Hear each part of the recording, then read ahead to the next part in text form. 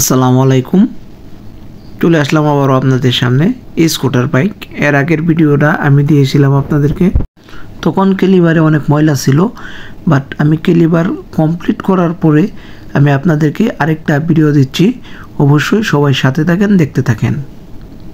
দেখেন, ক্যালিবার পরিষ্কার করার পরে আমি পিস্টন কিন্তু ভিতরে ঢুকিয়ে দিয়েছি। রেজেট আর স্কুটার 113 সিসি বাইক। পিস্টনটা খুব ভালোভাবে পরিষ্কার করে আমি কিন্তু ভিতরে প্রবেশ করে দিয়েছি। বাট এখন আমি রাবারগুলা সেটিং করব। এই রাবার সেটিং করতেছি। বাট রাবার সেটিং করার পরে যে কাজটা করব সেটা হচ্ছে আমাকে ভালোভাবে পরিষ্কার করে ক্যালিবারটা ইনস্টল করতে হবে। দেখেন, আমি 2টা রাবারই ঢোকাইছি। ক্যালিবারের রাবার যদি আপনার নষ্ট হয়ে যায়, ইয়ামাহা থেকে আপনি সংগ্রহ করতে পারবেন।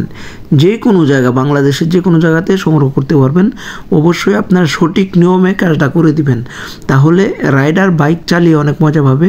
আমি কিন্তু ক্যালিবারটা খুব সুন্দরভাবে পরিষ্কার করে তারপরে কিন্তু ইনস্টল করছি। এই যে রাবার আমার হাতে দেখতেছেন, এই রাবারটা কিন্তু নষ্ট হয়ে গেছে, যার কারণে আপনার ক্যালিবারটা খুব ভালোভাবে মুভমেন্ট করে না। এই সময় আপনার ব্রেকিং সিস্টেমটাও খুব ঝামেলা করে। তখন কিন্তু আপনাকে অবশ্যই ভালোভাবে পরিষ্কার করে আপনার নতুন ব্রেক প্যাড দিয়ে ইনস্টল করতে হবে।